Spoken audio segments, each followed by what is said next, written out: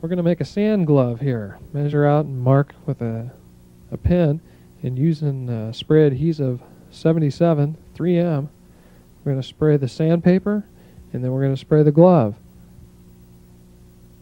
Let them dry according to the can, and then we'll stick them together.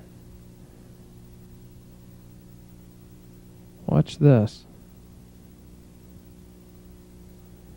Okay, now we have the sand glove by Combat Models. It won't come off, and man, does it make this job easy. While we're sanding, we're using 320 wet sand, and we're going to throw some spackle in while we're sanding. So basically, we're smoothing it out and adding spackle at the same time. This will give us a real nice finish later. A little bit of spackle in there.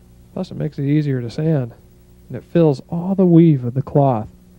This is a new technique that we just developed. It's wonderful. Okay, working on the ventrals here.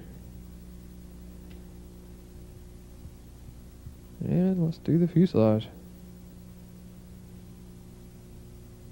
If you have any real tough areas, 220 will cut down real nice. Now you don't want to sand too deep here, you'll go right through to the cloth. And let's block sand our wings here. Man, is that coming out nice. Nice and smooth. Not much work here, folks.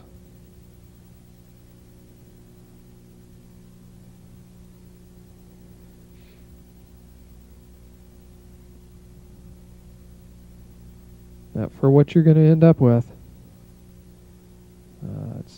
It's fun. This is fun work. We like our projects fun around Combat here. Makes for a good project.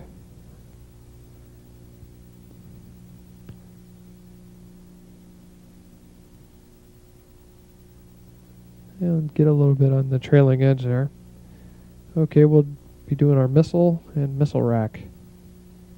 You know, the Thunderbirds just have the missile rack if you plan on doing anything other than the Top Gun F-16N. But even if you just don't want the missiles on there, the missile can be cut away from the rack and just the rack attached to the wing later. Alright, this is our TV screen area.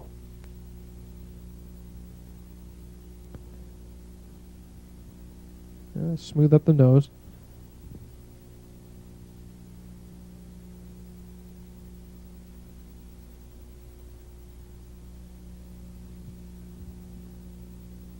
And get her belly.